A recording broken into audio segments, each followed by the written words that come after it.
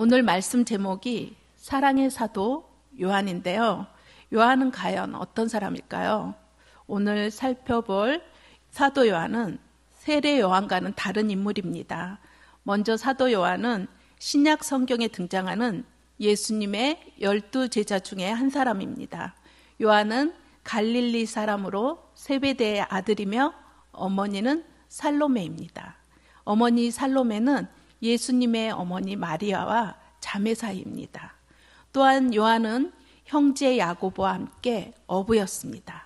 사도 요한은 베드로와 함께 예수님의 가장 가까운 제자였고 최후의 만찬이라는 그림을 보면 예수님의 품에 기대 앉을 만큼 예수님과 아주 친밀한 사이였습니다. 또 예수님께서 십자가에 달려 돌아가실 때 십자가 아래서 끝까지 남아 있었고 예수님께서 자신의 어머니 마리아를 부탁하실 만큼 신뢰하던 제자였습니다.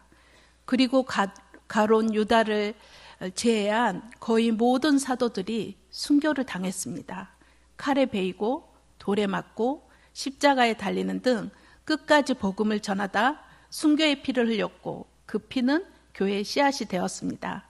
이처럼 다른 제자들은 거의 다 순교를 당했지만 오직 사도 요한만이 순교를 당하지 않았고 나이가 들어 자연사였습니다.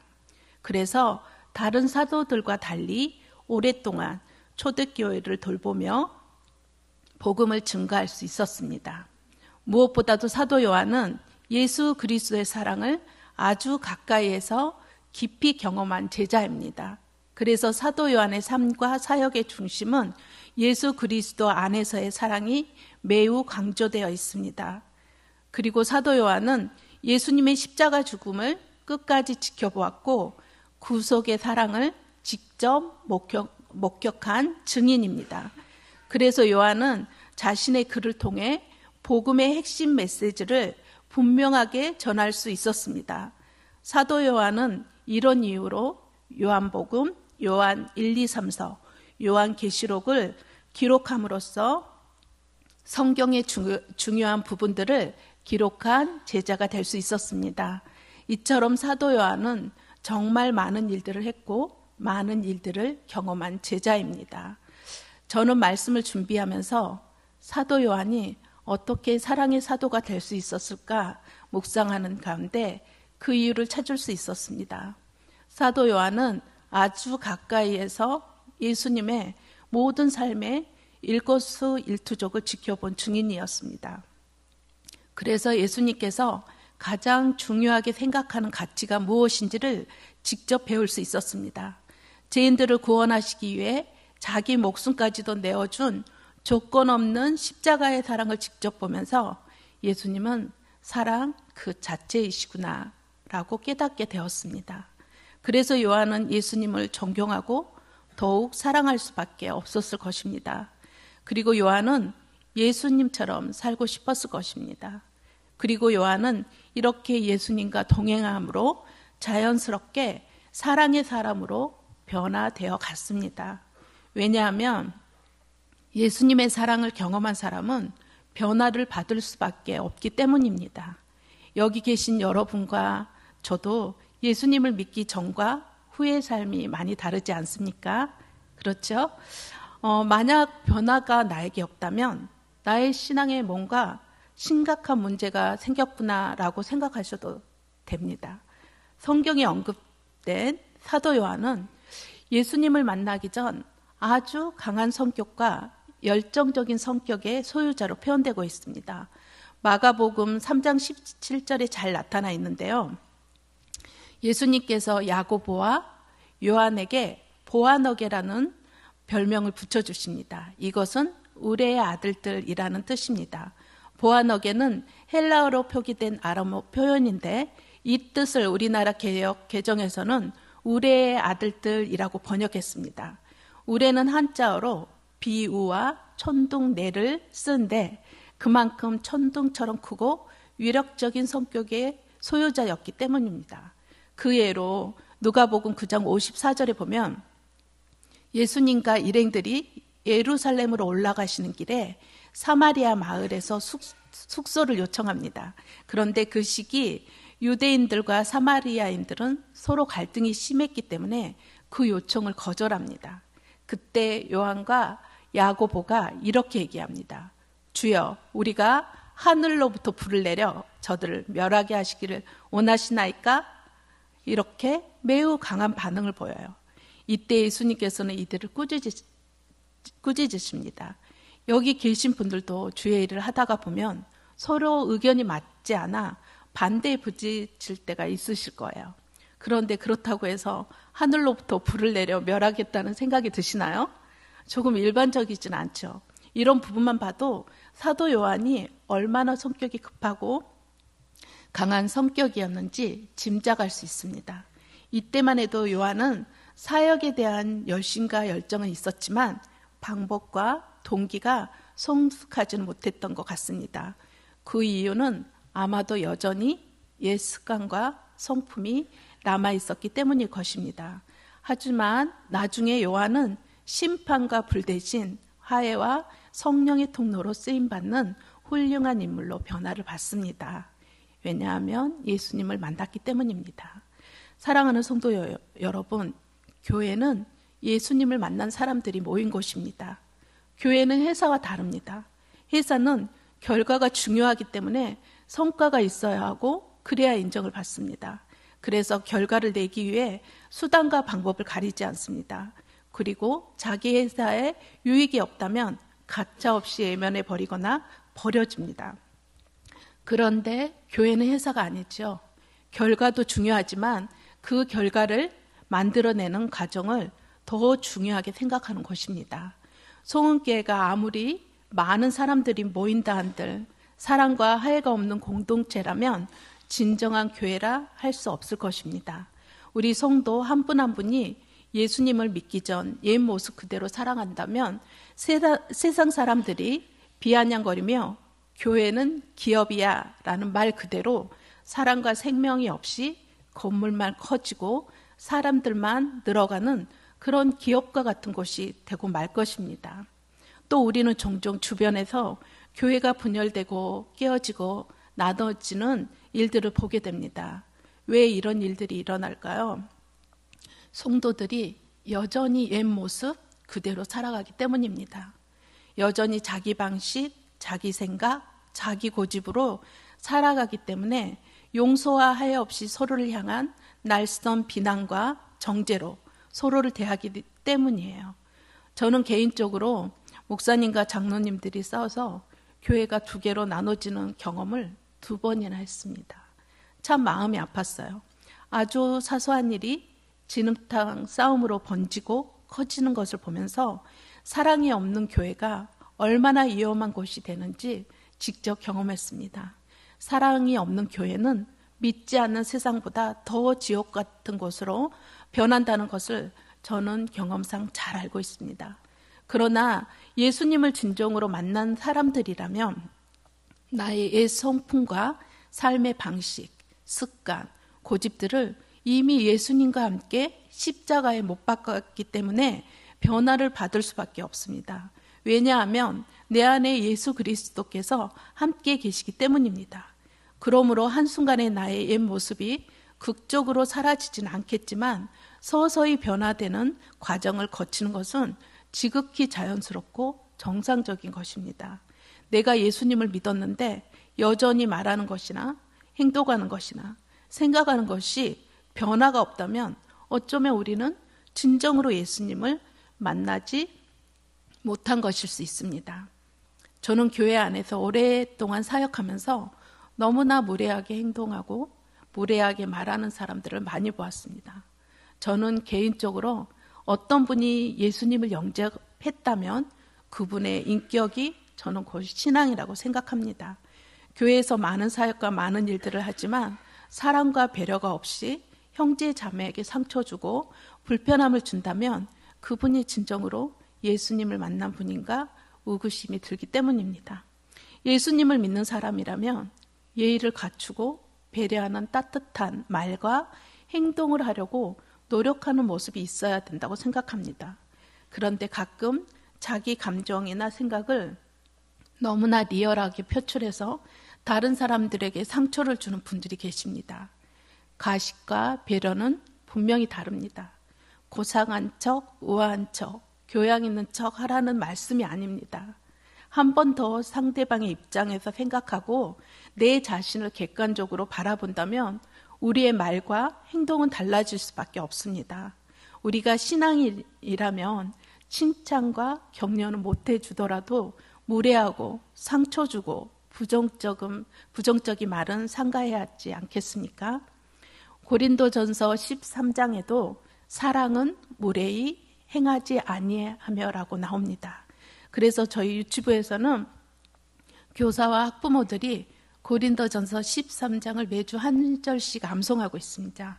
이제 다음 주면 13장 전체를 다 암송하게 됩니다. 우리가 함께 암송하는 이유는 사랑이 어떤 것인지 알아야 사랑을 실천할 수 있기 때문입니다. 저는 개인적으로 집 앞에서 1시간 정도 산책을 하는데요. 걸으면서 고린도전서 13장 사랑장을 암송합니다. 암송하면서 느끼는 건 결코 실천하기가 쉽지 않다는 것입니다. 고린도전서 13장 4절에 보면 사랑은 오래 참고 온유하며 시기하지 아니하며 사랑은 자랑하지 아니하며 교만하지 아니하며 이렇게 단 한 구절이지만 하나하나 단 한 개라도 쉬운 게 있나요? 정말 쉽지 않습니다. 또 유치부에서는 제자훈련 과정으로 성품학교를 통해 훈련을 받고 있는데요. 부모님들이 너무 좋은데 너무 힘들대요. 예수님의 12가지 성품을 묵상하고 가정에서 아이들과 생활 미션을 실천해 보면서 훈련을 받고 있는데요. 단 8주 과정인데도 힘들다고 하세요. 왜냐하면 그 전에는 그냥 자기가 하고 싶은 대로 편하게 살았거든요. 그런데 지금은 시간을 쪼개서 감사 노트도 쓰고 매일 기도하고 성경 읽고 암송하고 생활 미션을 하면서 살아야 하니까 힘들다는 거예요. 그런데 이 기간 동안 숙제처럼 하는 말씀 읽기와 기도지만 말씀에 비추어 인내하고 사랑해야 하고 오래 참아야 하니까 그 과정을 통해 성장하고 있어요. 사실 우리는 이런 경건의 훈련을 제자 훈련 때만이 아니라 평생을 하며 살아야 되잖아요. 그런데 제자 훈련이나 요절함성, 이런 성경 읽기, 기도하기 등등 이런 것들을 힘들어도 계속해야 하는 이유는 무엇일까요? 교사들과 우리 부모님들이 그래도 이렇게라도 말씀을 계속 읊조리고 암송하고 기도하다 보니까 자신의 연약함을 깨닫게 된다고 하세요. 우리가 얼마나 연약한 인간인지 그리고 얼마나 악한 죄인인지를 알게 된다는 겁니다. 그리고 이 기간에 조금씩이나마 변화하려고 노력하기 때문입니다. 그래서 우리가 주 안에서 기도할 수밖에 없어요. 자신의 연약함을 보고 악한 모습을 보기 때문이에요. 죄와 옛 모습은 너무나 끈질기고 악하기 때문에 훈련하고 노력하지 않으면 변화되기가 좀처럼 쉽지 않습니다. 오랫동안 지어온 죄된 습관일수록 더욱 그렇습니다. 성경에서도 죄와 피 흘리기까지 싸우라고 말씀하고 있지 않습니까? 그리고 무엇보다도 내가 죄를 지으면 성령님께서 근심하시잖아요. 반복되는 죄를 지을 때 너무 괴롭고 힘들지 않습니까? 자신이 죄를 지는데 아무런 죄책감도 없이 익숙해져 있다면 영적으로 정말 심각한 상태입니다.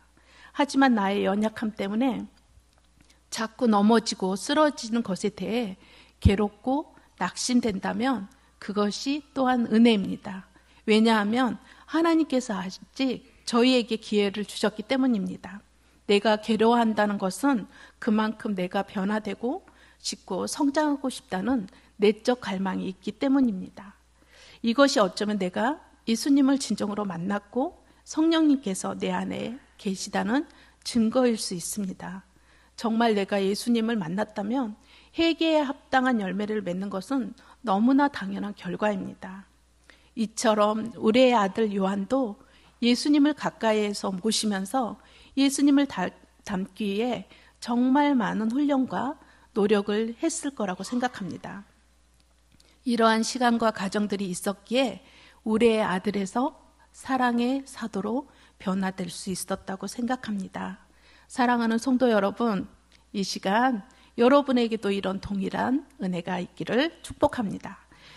요한은 사랑의 사도라는 애칭이 붙을 만큼 서신서에서 사랑을 강조했는데 그의 삶과 사역에서 핵심적으로 전달하고 강조했던 내용은 무엇이었을까요? 요한은 요한 서신을 통해 사랑과 진리의 실천을 매우 강조하고 있습니다.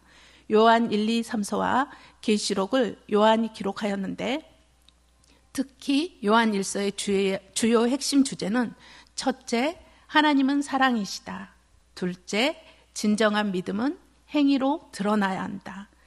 특히 여기에서 말하는 행위는 서로 사랑하는 삶을 의미합니다. 셋째, 예수님이 하나님의 아들인 것을 믿는 것이 진리의 기준이다 라는 것을 강조하고 있습니다. 요한이 특별히 이렇게 요한 서신을 통해 사랑을 강조한 이유가 있습니다. 그것은 하나님의 본질이 사랑이라는 사실을 깨달았기 때문이고 또한 참된 신앙의 증거가 사랑이라는 것을 알았기 때문입니다. 요한은 단순한 지식이나 믿음의 고백만으로는 참된 그리스도인이 될 수 없다고 강조합니다. 형제를 사랑하는 삶이야말로 하나님을 아는 증거이며 영생을 받은 자의 표식이라고 가르칩니다. 또한 요한은 예수님의 수제자로서 가장 가까이에서 예수님께 새 계명을 들었던 사도로서 사랑의 계명을 삶 전체로 살아낸 인물이기도 합니다. 사도 요한은 예수님께서 우리를 위하여 십자가에 죽으신 사건을 직접 보았고 연약한 죄인들을 위해 사랑으로 수없이 많은 기적들을 베푸시는 것을 직접 옆에서 보았습니다. 그리고 사도 요한은 예수님을 만나기 전에는 세례 요한의 제자였습니다. 사도 요한은 이렇게 세례 요한을 통해 예수님을 알게 되었고 그는 첫날 예수님을 만난 날부터 죽는 날까지 예수님을 따르는 제자가 되었습니다. 복음서를 기록한 4명의 사람이 있는데 그 사람들 중 마가와 누가는 전해 들은 것을 기록한 사람들입니다. 하지만 마태와 요한은 자신이 직접 경험한 것을 기록한 사람입니다.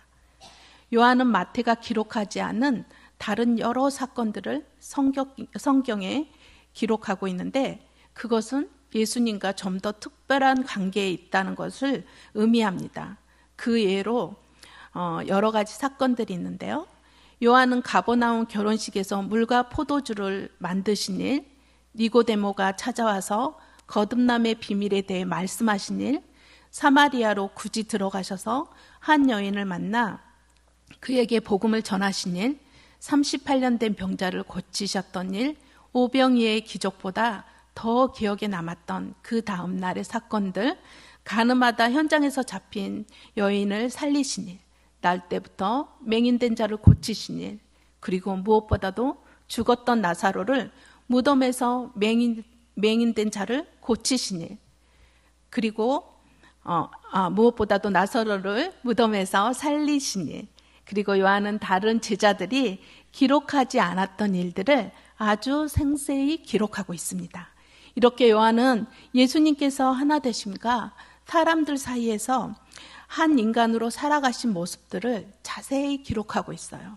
다른 사람들이 기억하지 못하는 일을 기억한다는 것은 그 사람과 특별한 관계를 가지고 있었다는 증거일 수 있습니다.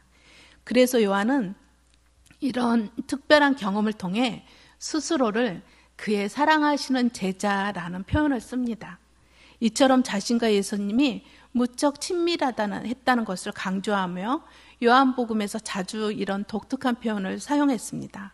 그만큼 요한은 예수님께 사랑을 듬뿍 받았다고 인식하고 있었고 그것을 자신의 정체성으로 여긴 사람이었습니다. 예를 들어서 제가 사랑하는 딸에게 편지를 쓰면서 세상에서 엄마를 제일 사랑하는 딸에게, 이런 표현이 이상한가요? 그렇지 않죠? 그만큼 서로 친밀하고 사랑하는 사이이기 때문에 가능한 표현이고 이상하지 않고 자연스럽게 받아들여집니다.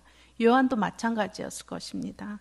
예수님과 그만큼 친밀하고 사랑하는 사이였기 때문에 스스로를 그의 사랑하시는 제자라고 쓸 수 있었습니다. 그만큼 요한은 예수님을 사랑했고 또 그만큼 요한은 예수님의 사랑을 받은 사람이었습니다. 저와 여러분은 육체를 입으신 예수님을 직접 눈으로 보지는 못했습니다.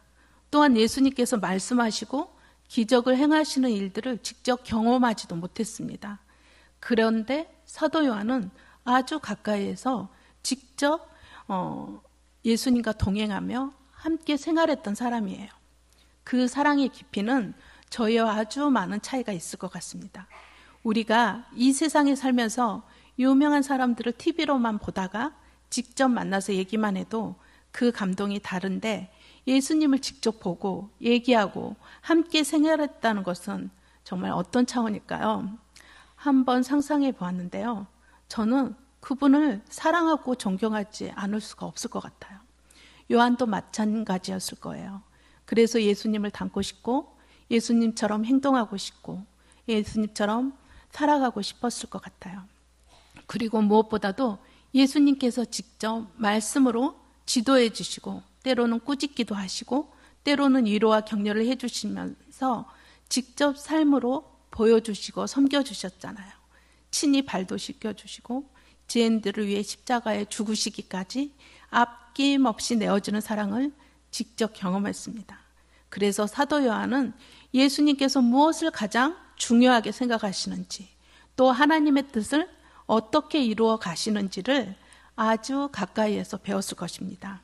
그 예를 요한복음 13장 34절 35절 말씀에서 찾을 수 있습니다. 다 함께 읽어보시겠습니다. 새 계명을 너희에게 주노니 서로 사랑하라. 내가 너희를 사랑한 것 같이 너희도 서로 사랑하라. 너희가 서로 사랑하면 이로써 모든 사람이 너희가 내 제자인 줄 알리라. 바로 위에서 언급했던 서로 사랑하라는 새 계명이었습니다. 그리고 이렇게 사랑할 때 진정한 제자가 될 수 있다고 말씀하십니다. 사도 요한은 이 말씀을 통해 그리고 예수님의 삶을 통해 가장 중요한 가치가 사랑이라는 것을 알았습니다. 그래서 사도 요한은 그때부터 사랑에 목숨을 거는 사역을 감당합니다. 어느 곳에서든지 사랑을 강조했고요. 요한 스스로가 사랑을 나누는 삶을 살아냅니다.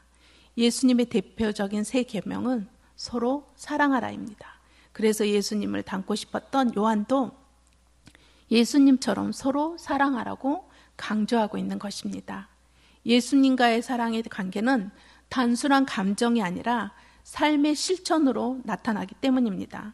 그래서 요한은 자신이 배우고 경험한 대로 사랑을 실천하고 강조하고 있는 것입니다.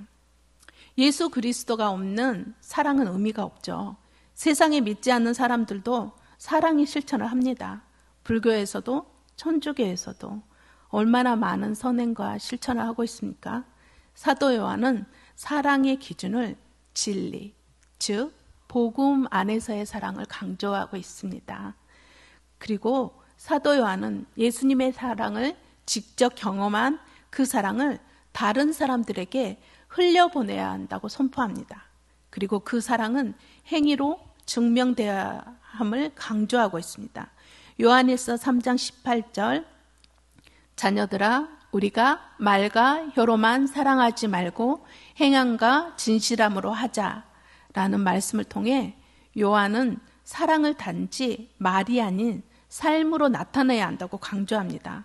또한 사도 요한은 예수님의 사랑을 직접 경험한 제자로서 그것을 단지 개인적인 감정으로만 간직하지 않고 교회의 공동체에 전하고 실천하도록 권면합니다.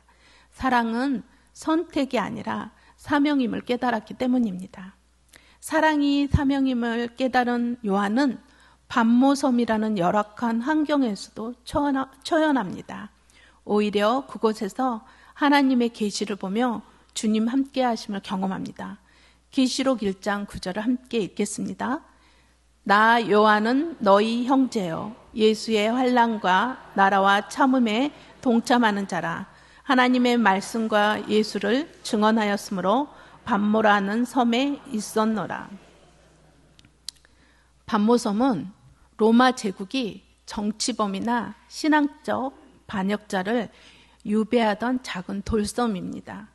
요한은 하나님의 말씀과 예수님을 증언했다는 이유 때문에 반모섬에 유배되었으며 그곳에서 또한 계시록 전체를 기록하게 됩니다. 9절 말씀에서 요한은 예수님 믿는 것 때문에 당하는 고난과 핍박을 하늘나라 시민으로서 어떠한 고난도 참고 견딤으로 믿음을 지키는 것에 여러분과 함께 동참하고 있다고 얘기하고 있습니다. 왜냐하면 사도 요한에게 복음은 사랑을 나누는 일이고 사랑을 실천하는 것이 사명이라고 여겼기 때문에 그 반모섬에 갇혀 있는 그 고난도 기쁘게 감당할 수 있었던 것입니다. 사실 저는 개인적으로 전도가 가장 큰 사랑의 실천이라고 생각합니다. 왜냐하면 영적으로 죽어져가는 영혼들을 살리는 일이기 때문이에요. 물속에 빠져 죽어가는 사람을 끄집어내어 건져내듯이 영혼을 살리는 일이 바로 그러한 일이잖아요. 그렇다면 죽은 사람을 살리는 것이 가장 큰 사랑인데, 그래서 요즘 참 전도하기가 쉽지가 않잖아요.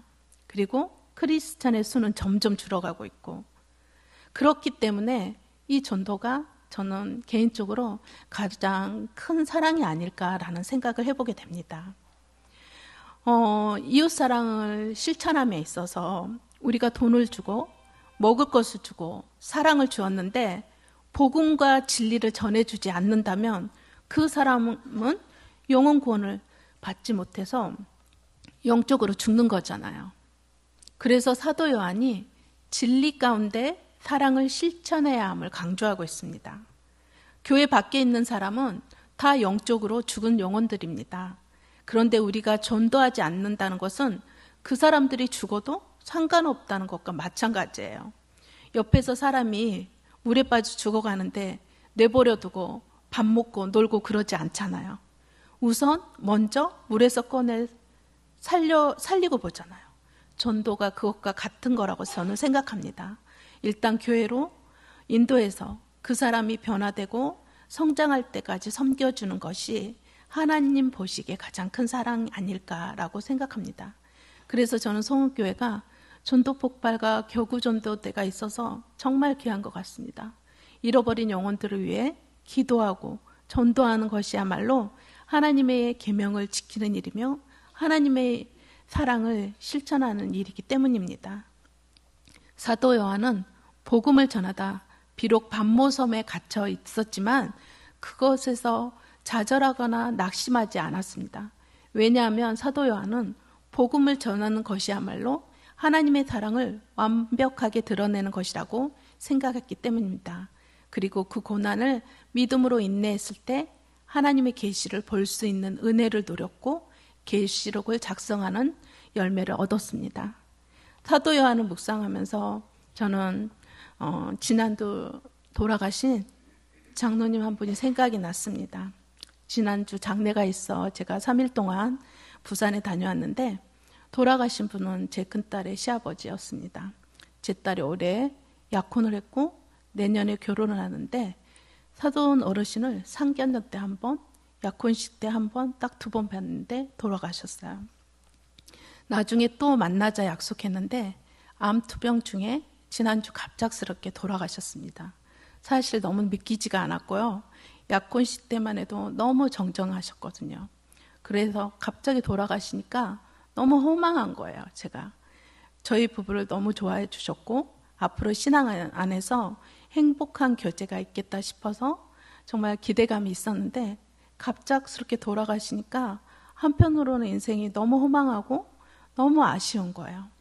정말 많은 장례식장을 갔지만 저는 이번 장례식장에서 개인적으로 너무 특별한 경험을 했고 많은 생각을 하게 되었습니다. 그러면서 정말 많은 생각을 했어요. 나도 내일 일을 모르는데, 나도 언제 갑자기 이 세상을 떠날지 알 수 없는데 나는 주님 앞에 설 준비가 되어 있나? 나는 하나님 기뻐하시는 삶을 살고 있나? 정말 많은 생각을 하게 되었어요. 사돈 어르신이 침례교회 장로님이시고 심장내과 의사셨어요. 막상 찾아뵙기는 했지만 그곳에 아는 사람도 없고 굉장히 낯선 거예요. 그런데 사부인이 저를 못 챙기니까 교인들이 저희 부부들을 다 챙겨주시는데 정말 너무 친절하고 처음 뵙는 분들인데 가족처럼 챙겨주시는 거예요. 그리고 돌아가신 사돈 어르신의 얘기를 만나는 사람마다 조금씩 듣게 되었어요. 그런데 다 공통적으로 하신 말씀이 그분은 정말 사랑이 많으셨어요. 그리고 그분은 정말 전도의 사람이었어요. 만나는 분마다 너무나 안타까워하면서 말씀하셨습니다. 올로 목사님 네 분도 오셔서 저희랑 잠깐 얘기를 나눴는데 함께 오래도록 사역한 동역자를 떠나보내는 것을 너무 안타까워하시면서 사돈 어르신은 평신도지만 목회자 같은 삶을 사셨다고 말씀하시면서 두 내가 사역자나 마찬가지다라고 말씀하셨어요. 그런데 그곳에 있는데 정말 너무나도 많은 사람들이 찾아오셔서 슬피 우시는 거예요. 근데 그분들은 가족이 아니에요. 장로님이 전도해서 양육하고 제자 삼은 분들이시거나 수술해서 생명을 살려주신 분들인 거예요. 장로님께서 그 교회를 30년 이상을 섬기셨는데 1000명 이상을 전도하셨고 교회에 정착시킨 사람만 400명이 넘는다고 하셨어요. 그래서 보통 목회자들이 치르는 교회장으로 많은 교인들이 참여해서 장례를 치러주셨어요. 그리고 원로원 목사님께서 설교를 하셨는데 장로님을 딱 한마디로 표현하면 최선이라는 단어를 쓰고 싶다고 하셨더라고요. 의사로서도 최선을 다했고 장로로서도 최선을 다했는데 육적으로도 많은 사람을 살렸고 영적으로도 많은 사람들을 살리셨다고 말씀하시는데 3일간 있으면서 제가 정말 많은 생각을 하게 됐어요. 나의 인생은 과연 최선을 다하는 삶이었나? 나는 과연 주님 앞에서 최선을 다해 사역을 감당했나? 장로님에게는 제 사이를 포함해서 3명의 아들이 있습니다. 그런데 다 아버지처럼 살겠다고 하더라고요. 제가 굳이 어떻게 살아라 말하지 않아도 청년 때 군인관으로 있을 때부터 시골에 교회를 개척하시고 수없이 많은 사람들을 살리고 전도하며 산 모습을 보고 자랐기 때문에 자녀들에게는 가장 존경하는 아버지고 그들이 앞으로 이 세상을 살아갈 때 어떻게 살아가야 할지 영적 모델이 되어주신 거예요. 큰아들이 아버지 얘기를 하면서 큰아들도 의사인데 같은 의사로서 아버지가 내가 이렇게 어려운 수술을 잘했어 라고 자랑한 것을 단 한 번도 본 적이 없는데 자신이 전도한 사람이 교회에 정착을 하면 그렇게 어린아이같이 좋아하시면서 계속 얘기를 하셨다는 거예요. 장례식 내내 이런저런 미담을 들으며 죽은 뒤 사람의 뒷모습이 너무나 아름답고 그리스도의 향기가 난다는 게 이런 것인가? 라는 생각을 많이 했습니다. 장례식을 치르고 혼자 KTX를 타고 오면서 정말 많은 생각에 잠겼습니다. 사돈 어르신은 돌아가시면서도 많은 사람들에게 도전을 주고 은혜를 끼치고 가셨습니다. 그런데요, 제가 인생에 대해 참 많은 생각을 하는 요즘인데 제가 아직 늦지 않았다는 생각을 하게 되었어요. 지금부터라도 최선을 다해 살면 되지 않나? 라는 생각을 했습니다. 아직 저는 살아있잖아요. 기회가 있잖아요. 그리고 여기 계신 분들도 마찬가지 아닐까요? 여전히 우리에게는 사랑할 시간이 주어져 있고 전도할 시간이 주어져 있고 최선을 다할 시간이 주어져 있습니다. 지금부터라도 우리에게 주어진 삶을 최선을 다해 살아갈 때 나의 아주 작은 부분부터 변화를 추구하고 놓치고 있었던 부분들을 다시 챙기며 다시 시작한다면 우리의 아들이 사랑의 사도로 변화되었던 역사가 저에게도 그리고 사랑하는 여러분에게도 일어나지 않겠습니까? 사랑하는 여러분, 이 시간 사도 요한을 통해 하나님께서 주신 새 계명, 서로 사랑하는 말씀을 기억했으면 좋겠습니다. 나의 가장 사랑하는 가족들을 서로 사랑하며 살아가세요. 그리고 교회 안에 공동체를 사랑하며 섬기세요. 알고 보면 다 사랑할 수밖에 없는 연약한 지체들입니다. 더 나아가 전도함으로 이웃을 사랑하세요. 교회 밖에 있는 영혼들을 불쌍히 여겨주세요. 그리고 선교함으로 하나님의 나라 확장하는데 사랑의 통로, 축복의 통로가 되어주세요.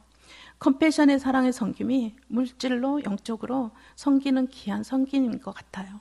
우리가 이렇게 최선을 다해 영혼들을 섬기고 사랑할 때 주님께서 저희가 제자인 줄 알리라 라고 말씀하셨습니다.